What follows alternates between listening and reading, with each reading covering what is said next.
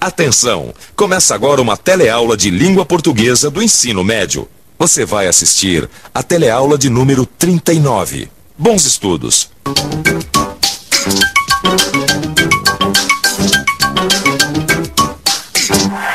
Nossa teleaula de hoje acontece no Hospital Escola como este aqui. Nós estamos no Hospital São Paulo. Aqui se formam médicos especialistas nas várias áreas da medicina.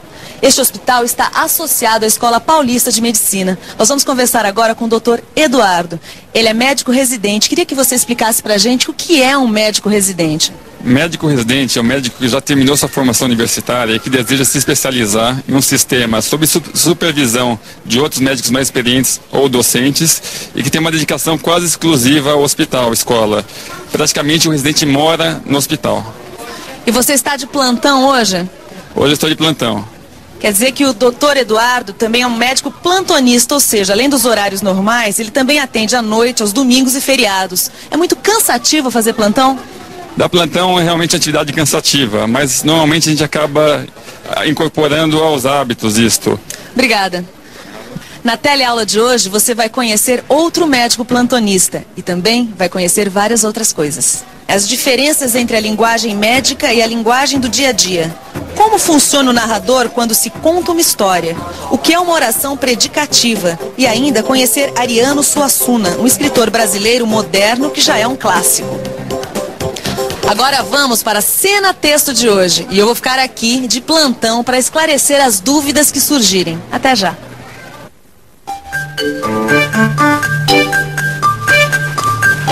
Oi, você deve estar estranhando me ver aqui no lugar onde acontecem as histórias que eu escrevo. É que hoje eu vou fazer um papel, o papel do narrador. Vamos começar relembrando o que aconteceu na teleaula passada. A Elvira, que nós conhecemos nas lojas União, foi para o interior visitar seu irmão Sérgio. Encontrou a casa na maior confusão. Sérgio, nervoso, o sobrinho doente, a cunhada chorando porque não tinha entendido as recomendações do médico. Eu sei lá o que é anamnese, solução oral, reidratação. A Elvira, muito prática, resolveu dar um jeito no caso. Gracinha, fique calma. Olha, de criança não entendo nada. Nós temos é que ter ajuda mesmo. O posto de saúde fica a 3 quarteirões daqui. Então, vamos lá. Ai, nada de choro. No caminho você vai relembrando como foi a consulta. A forma como Gracinha contou o fato fez Elvira supor que o médico que tinha atendido o nenê era um péssimo profissional. Hoje você saberá como tudo aconteceu. Mas quem vai contar não é a Gracinha, sou eu, o narrador. Mas antes, vamos saber um pouco mais sobre o tipo de hospital onde a Gracinha fez a consulta. O Hospital Escola. Estamos agora com a doutora Cristina. Doutora, o Hospital Escola é muito procurado pelos clientes? Os hospitais escolas são muito procurados pela população. E uma prova disso é que as consultas geralmente demoram de 2 a 3 meses para acontecer. E isso é devido ao fato de a população encontrar no Hospital Escola um bom atendimento, um atendimento gratuito e de alto nível, com os mais modernos equipamentos de diagnóstico. Obrigada. Mas o Hospital Escola enfrenta também muitas dificuldades. A procura é muito maior do que a possibilidade de atendimento. Por que a senhora veio a este hospital? Porque é bom ou porque é gratuito? Porque é bom. Porque é bom e é de graça. Além de ser muito bom, é gratuito. Agora que você já sabe por que o Hospital Escola é tão procurado e quais são as dificuldades que ele encontra, vamos voltar à cena texto e ao nosso narrador. Como eu estava narrando, a Gracinha teve que esperar muito para ser atendida. E teria perdido a viagem se não fosse pelo Dr. Hugo. Dr. Hugo, por favor.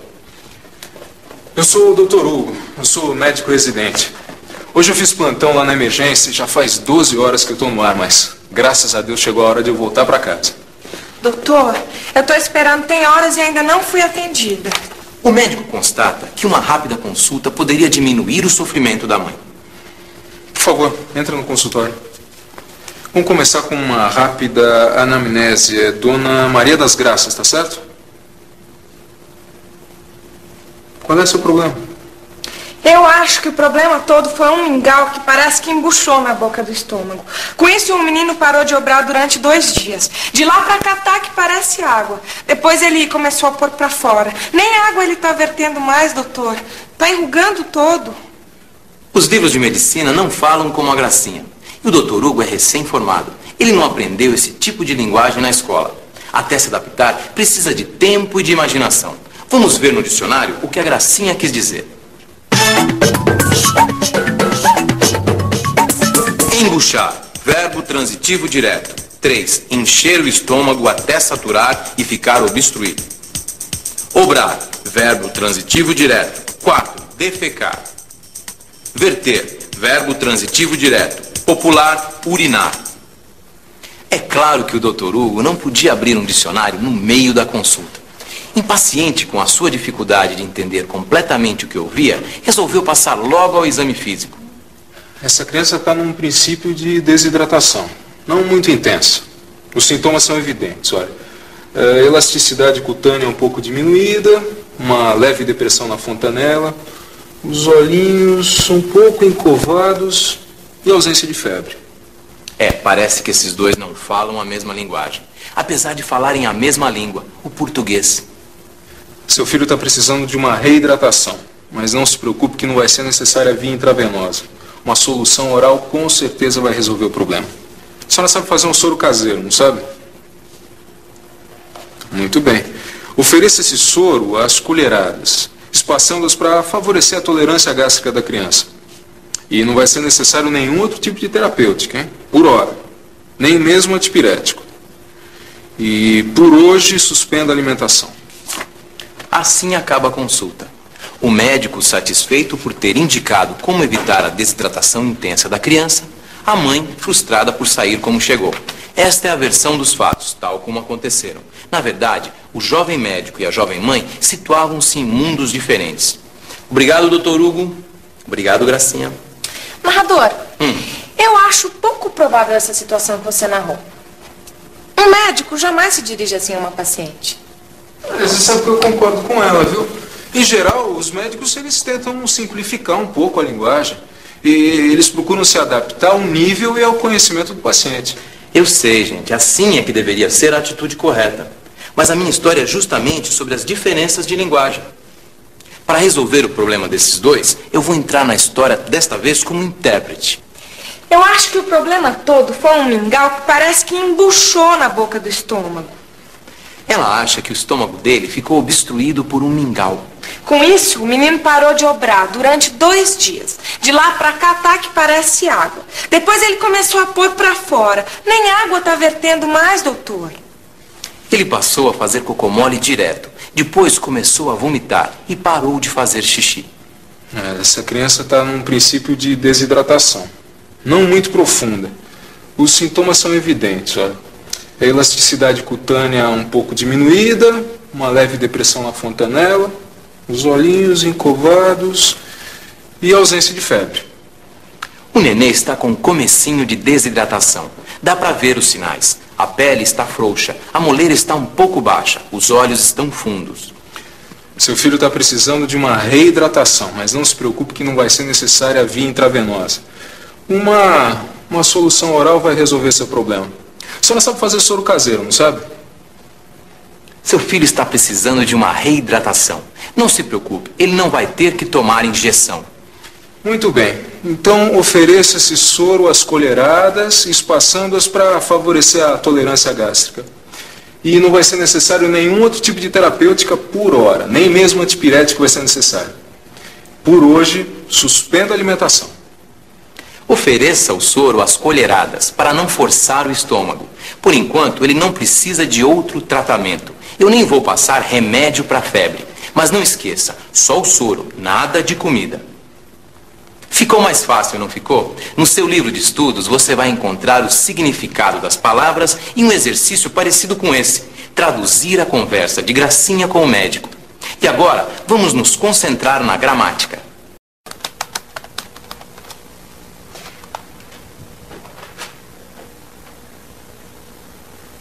Obrigada, vai. Ah, Machado, você estava concentrado, hein? Vocês nem imaginam. Eu me liguei tanto nessa de ser o narrador que acabei entrando na história. A vantagem do Machado, Lígia, é a concentração fácil. A minha vantagem é que eu me concentro facilmente. O problema é o desligamento da realidade. O problema é que eu me desligo da realidade.